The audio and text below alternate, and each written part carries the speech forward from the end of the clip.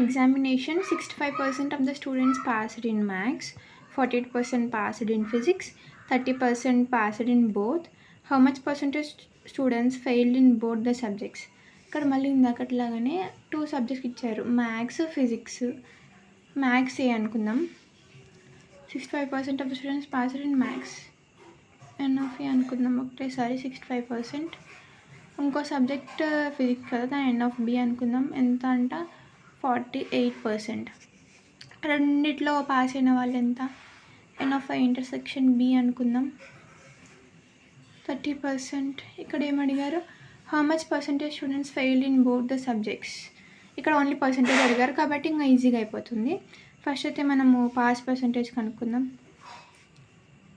N of A plus n of B minus n of A intersection B.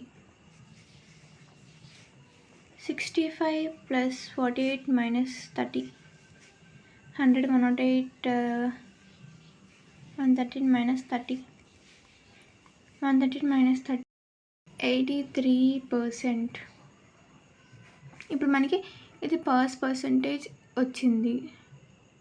మనకి ఏం కావాలి? Fail percentage. అంటే total percentage 100 అనుకుంటాం కాబట్టి 100 minus 83 ఎంత? 17. సో ఇదే ఫెయిల్ పర్సంటేజ్ వాళ్ళు అడిగింది. ఇక్కడ ఓన్లీ పర్సెంటేజ్ అడిగారు కాబట్టి ఇక్కడ కూడా ఆగిపోతుంది. ఇంతకుముందు క్వశ్చన్లో అయితే మనము మళ్ళీ ఎంత ఈ పర్సెంటేజ్కి నంబర్ కనుక్కొని అంత చేసాం. ఇక్కడ ఓన్లీ పర్సెంటేజ్ అడిగారు కాబట్టి ఇక్కడితో అయిపోతుంది.